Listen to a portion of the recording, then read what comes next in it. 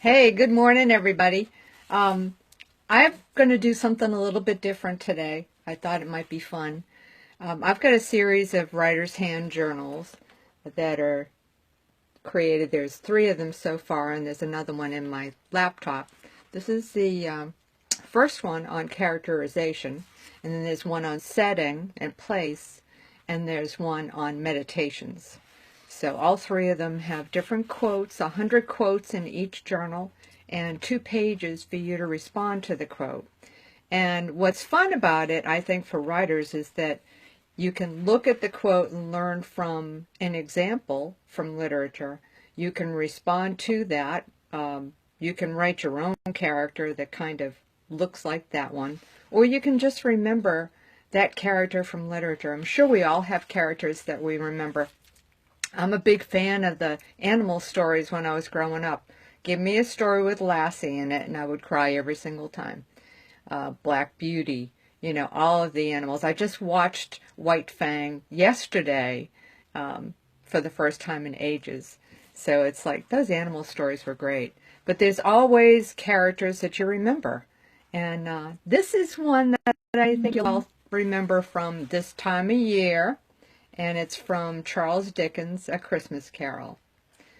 Oh, but he was a tight-fisted hand at the grindstone, Scrooge, a squeezing, wrenching, grasping, scraping, clutching, covetous old sinner, hard and sharp as flint, from which no steel had ever struck out generous fire, secret and self-contained, and solitary as an oyster.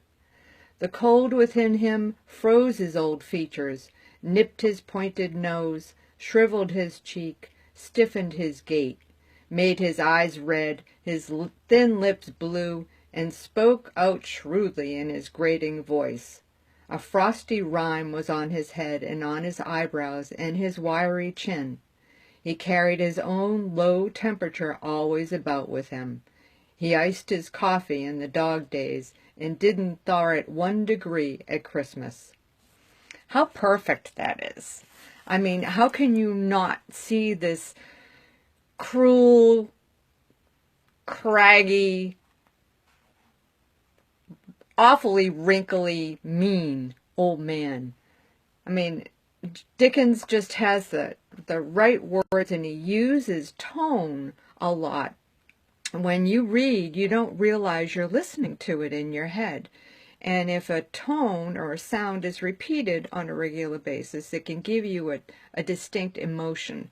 An S sound is like a snake's, so it gives you a very sinister feel, and he uses it a lot. Tight-fisted, grindstone, Scrooge, the name itself, squeezing. I mean, it's just in those first 6 or 7 words, he introduces that sound, which evokes an emotion in the reader. Dickens knew what he was doing with language here. I mean, he even really thinks about his parallel structure a lot. Parallel structure is a way of listing elements that you might want a reader to notice. And you have to list them if they're verbs, for example. You have to list them all in the same verb, time, and tense and number. So he does it here. He says, nipped his pointed nose, shriveled his cheek, stiffened his gait, made, all past tense. So you've got to watch that. That's a very powerful tool in literature, and Dickens is one of the people who uses it really well. Another person who used it really well was Martin Luther King in his speeches. So we have a very cold picture here. He uses the term cold, then he says froze, then he says frosty, low temperature, iced, thaw. So you get that impression, which is a visceral impression. You feel that. So Dickens is actually using all of the senses here. You can hear squeezing, you can grasping, scraping. That's a sound. You can feel it with the cold. And the cold actually brings an icy smell to it. So he's got the senses here too. So one example from the journal. How would you respond to something like that?